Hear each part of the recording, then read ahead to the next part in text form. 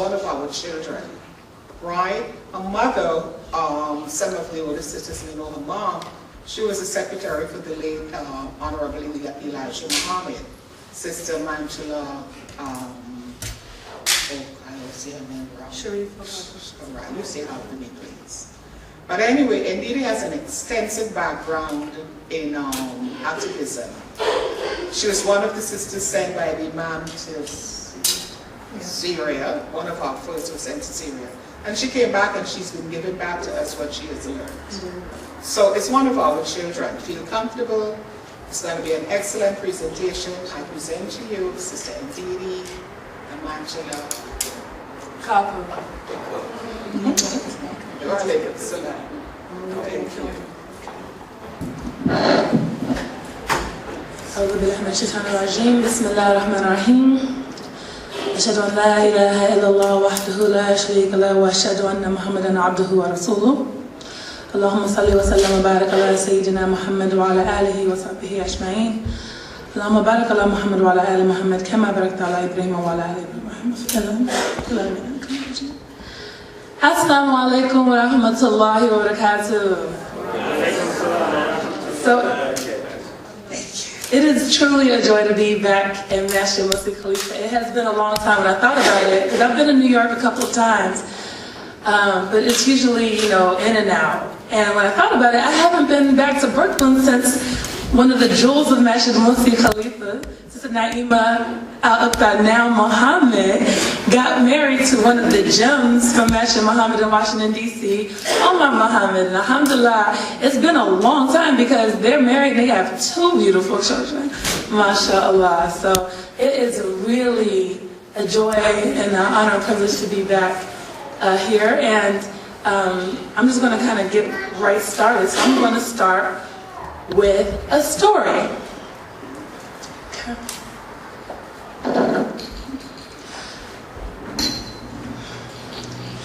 Initially, Nusayba was attending the Battle of Uhud like other women, and her intention was to bring water to the soldiers while her husbands and 2 sons fought. But after the Muslim archers disobeyed their orders and began deserting their high ground, believing victory was at hand, the tide of the battle changed, and it appeared that defeat was imminent. When this occurred, Nusayba entered the battle carrying a sword and a shield. She shielded Muhammad ﷺ from the arrows of the enemy and received several wounds while fighting. When a horse-mounted Quraysh attacked her, she pulled on the horse's bridle and plunged her sword into his neck, toppling the horse on top of its rider. Witnessing this, Prophet Muhammad then yelled for Abdullah to help his mother, Nusayba, and the pair dispatched the struggling rider. Picking her sword back up, she was complimented by Prophet Muhammad on her courage, and he pointed out the man who had wounded her son. Advancing towards him, she cut his leg off with a blow of her sword, and he fell to the ground where he was killed by other fighters. Nusayba's 12th wound cut across her shoulder by a Quraysh named Ibn Qumiyah, and it left her unconscious on the battlefield. When she awoke after the battle, her first inquiry was whether Prophet Muhammad ﷺ had survived. The wound was not healed until the following year. And this is a story, there's a book called, I believe it's Amazing Women in Islam by Ghodam, it's Mahmoud Ahmed. I thought I had it, it was in my original notes. Hopefully I'll get that before the end. But this is a story, hold on, I got it. His name is, Mahmoud Ahmed Ghadanfar. And it's called Great Women of Islam. And it was published in 2001. And it lists a lot of stories of women in Islam. So I started with this narrative, because I asked one of my dear brothers in Islam about how he viewed women in Islam today. And he likened the women in our community to Nusayba, radiallahu anha. And he said, and this is him paraphrasing, he said, when all else failed and others dropped the ball, she said, she stepped in and said, well, you can leave, but at least leave me some weapons. I got this. That's his paraphrasing. But yes, Nusayba, not necessarily intending to go into hand-to-hand combat, but when duty calls, she was courageous and unafraid to pick up sword and shield and go to battle, to guard that which Allah would have her guard. It's amazing that we seldom hear a story of such heroism, because I personally was never that familiar with her story. And when I think about Nusayba's courage, or connecting her, or using her as an analogy for Muslim women in our community, not necessarily trying to go into battle, but when we're needed, we step into service, because we look at service as a part of worship, a part of ibadah. When I look at that, I realize we have many Nusaybas in our community, Sister Clara Muhammad, and countless other pioneers. Modern day Nusaybas, like Dr. Intisar Rab, who has become an Islamic jurist, and that's a phenomenal feat. Editor-in-Chief Aisha Mustafa of Muslim Journal, and the many countless women who've helped to continue to keep the paper running for all these many years.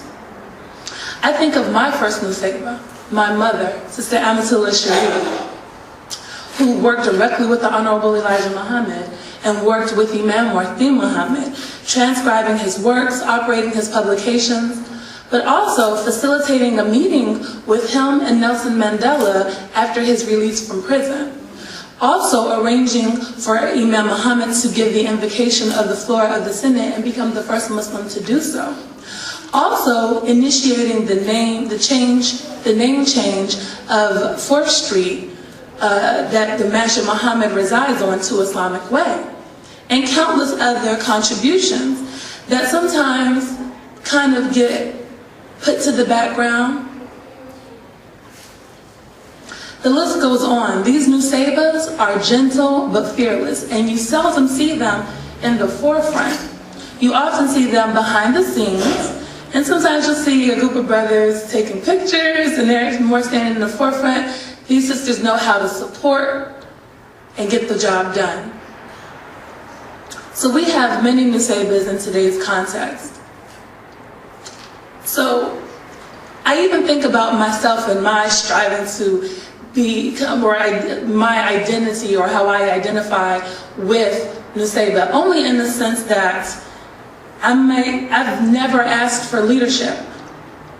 But when there is a need, I've always had the drive to help wherever I can be of service. In the past year or so, I have found myself in recurring conversations and ongoing discussions with my peers and friends about that drive within us to be contributing producers in society, wives and mothers, but also people who help change neighborhoods and communities and help elevate the Ummah. We've had a discussion about social spaces and physical spaces and the roles that women hold today and how the spaces that we occupy. So my brother, Dr. Marcus Lambert, congratulations to him on his doctorate, alhamdulillah, invited me to give a taleem with the theme for the month being Women in Islam. I felt compelled to kind of examine this, or just to have a discussion about the physical spaces and the social spaces women occupy. Where do we feel comfortable making our contribution, or where do we feel our contributions are made? Where do we feel like our contributions are not welcomed? Where are the sacred spaces that we feel comfortable worshiping in? And where are the spaces where we may not feel as comfortable? So I had like a little bit of a presentation, but I'm just gonna go off the riff. So talking about sacred spaces, A friend of mine, her name is Hind Mekki. She's worked for years as an activist, and she's worked in interfaith, and she's also worked with women's issues. And one of the things that she recently did was create a blog called Side Entrance. And Side Entrance is it's like a web blog of different spaces, prayer spaces that Muslim women hold at their masjids. So, there's quite a lot of space that we have here at Masjid Khalifa, the women's wudu station, and all that different, the different areas. But it's, so what she's invited people to do is to take pictures of the women's spaces and post it on the blog. So she's gotten, can anyone imagine some of the feedback that she's gotten? Anyone want to throw out anything? Her point with the blog really is to show a correlation between I think her point really is that she believes, and I agree, that there is a correlation between the spaces that you have for women and how you regard your women.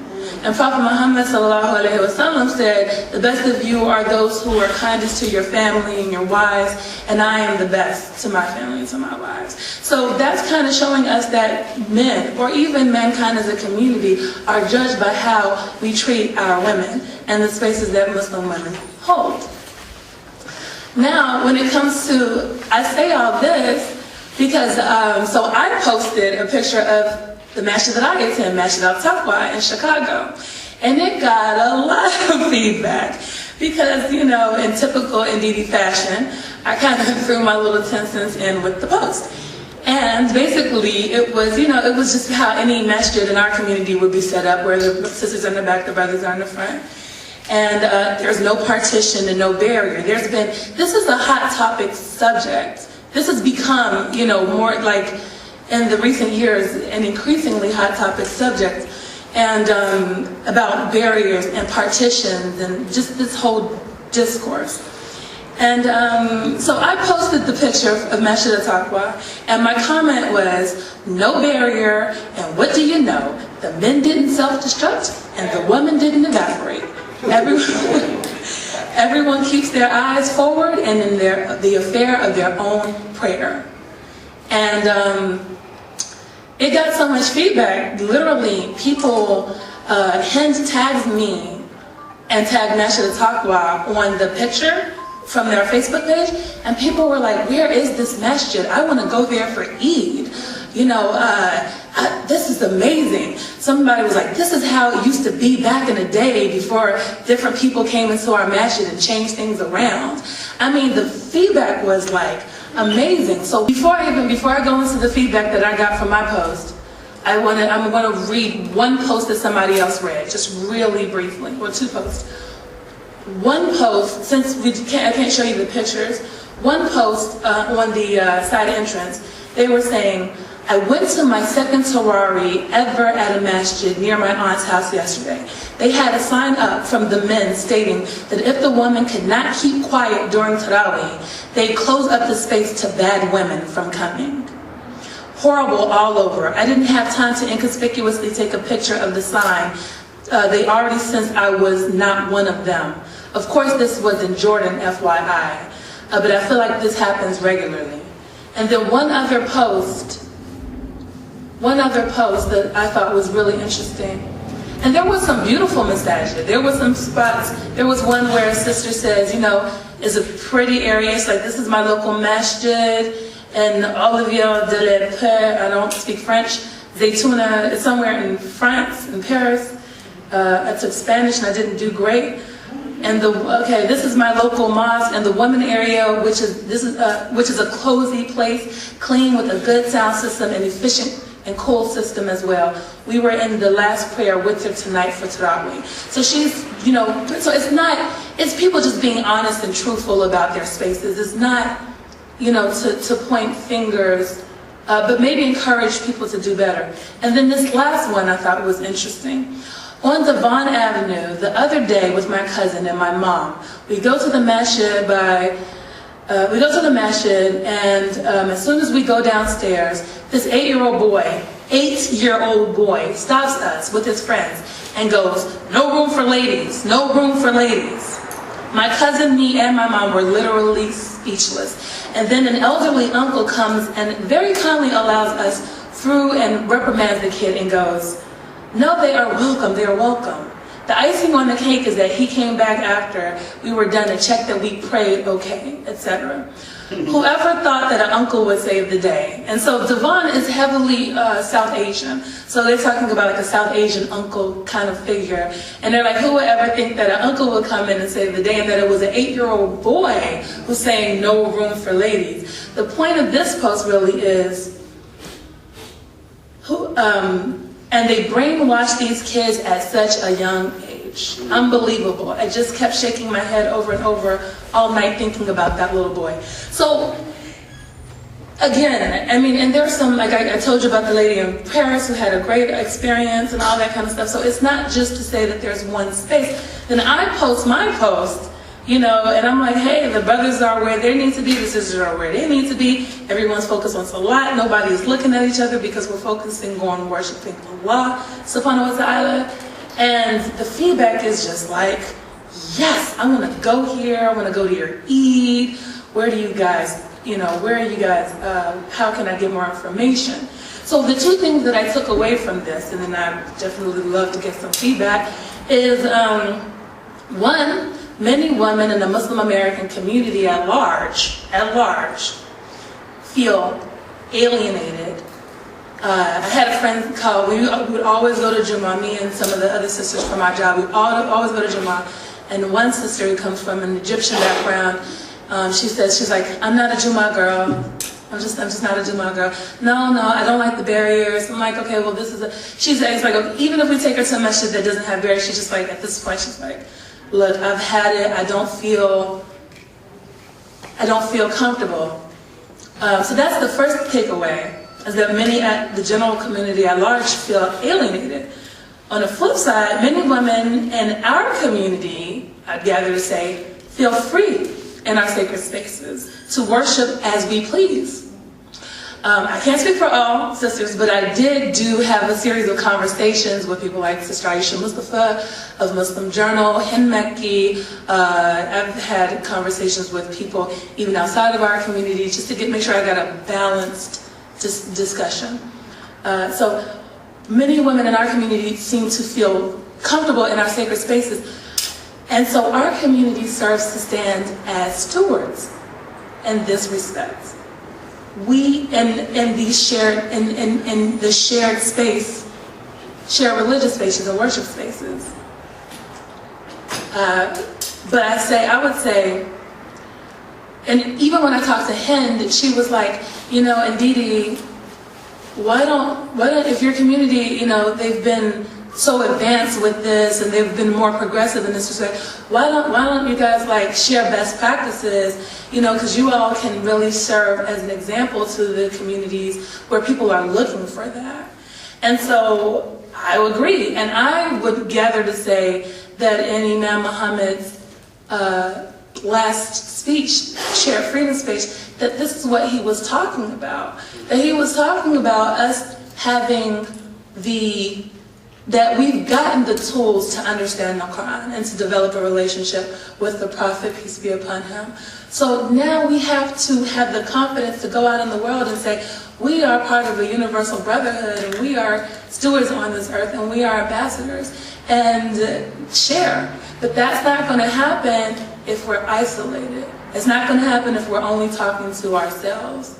And it's not going to happen if we're not united. The thing about it is that culture and religion become so closely intertwined that people go around giving narratives of this is what you do, and it's something that's been passed on generationally that they haven't even like checked with hadith, they haven't checked with the Quran, they haven't checked with, because it's what their parents told them, so it's got to be right, because my father is Sheikh Mufti Sheikh bin Bas Ayatollah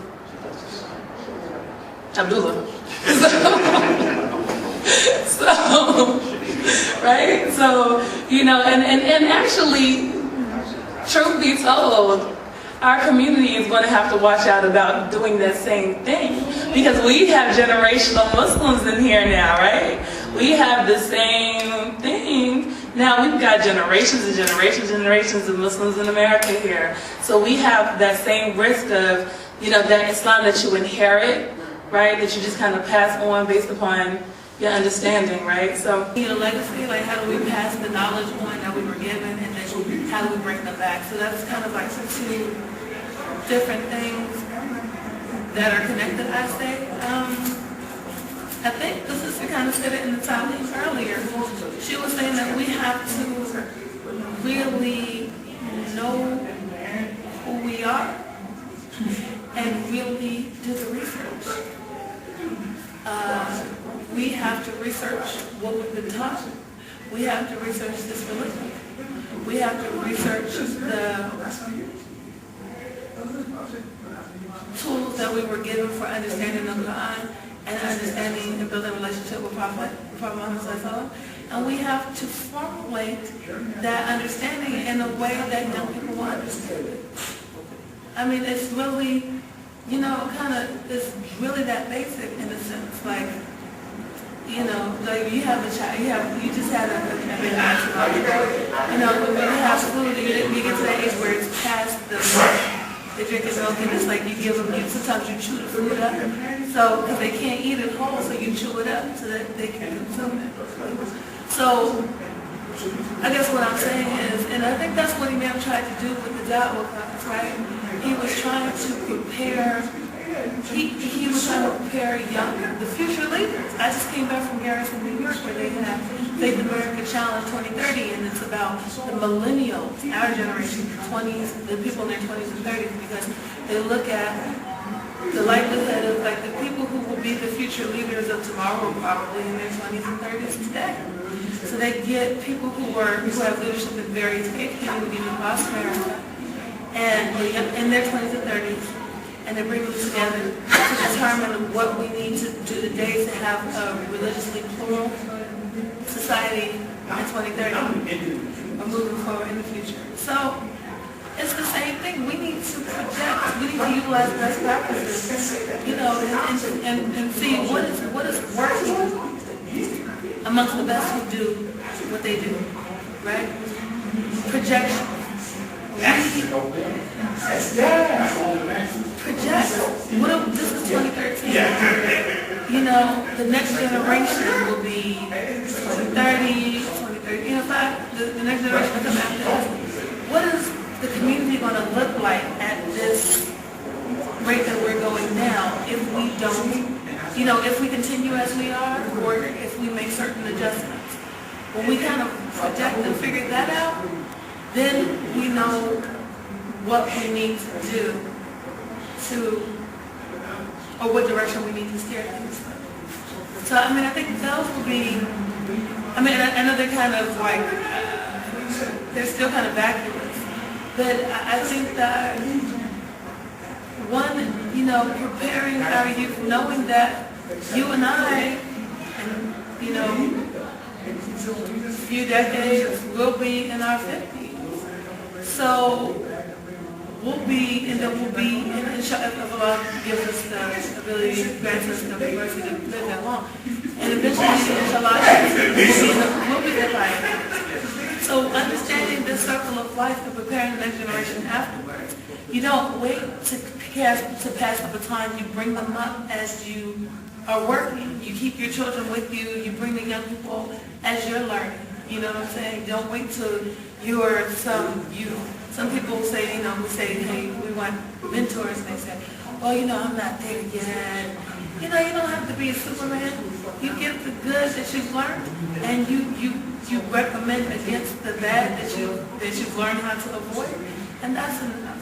So, you lead by example. You give from what you know to those who are here now. And in regards to bringing the young people back, I think it's just like, I talked to one sister from the Arab American community, and she was like, your community out in New York, they're okay, but we can never get them to come to our events. And I said, oh, okay, well, when you put your events on, do you put the whole thing together and then invite us to come out, or do you bring us together when in the genesis process, when you're first coming up with the idea and say, hey, we really want you to be a part of this, we want to work together. What can we work on together? Or we have an idea to do this, would you be willing to work with us? Because people see that their concerns reflected in your work. They get buy-in, If I don't see where I fit into this grand scheme of whatever it is that you're planning, then I'm hesitant to get involved with it. And it's the same thing for young people. So if it's really identifying the young people here. Use a grassroots organizing strategy. Who are the young leaders in the community now, in their 12, and who are 12, the tweens, or the 14, 15, 16, and, seem to have that spark, that sense of community responsibility, and can bring their friends in. And they bring their friends in, and you provide the space for them to say, you are the future. It sounds cliche, but you really are the future. You are our legacy. All of this is going to be gone, and you'll still be here, inshallah. So what do you want to see in the masjid? And get their input. You give them you provide for them the space to do it, and the support. I believe that they will take it and run with it. And then they will encourage their friends, and their friends will know, okay, this is a space where we can do this at. And they can tell you what they want if you listen to them. And then from there, when you get that kind of buy-in, then they bring their friends, and that's when you start to see a resurgence. When all demographics, so to speak, for lack of a better term, when all participants are part of the decision-making process, then you see representation from all, And just final note, we have to remember that Ali, the cousin of Prophet Muhammad sallallahu alaihi wasallam, Ali radiallahu anhu, was a youth. He was a young person, and he had as much insight. Allah endowed him with insight that was beneficial to the Prophet, and the Prophet took his insight into consideration. They can say, oh, Ali is the young one, the youth. I never hear that in the stories of the Sahaba. You know what I'm saying? But why do we keep saying, oh, this is a youth imam, or this is a young, trying to put these classifications that sometimes stifle them? All participants are represented. We'll see all representation.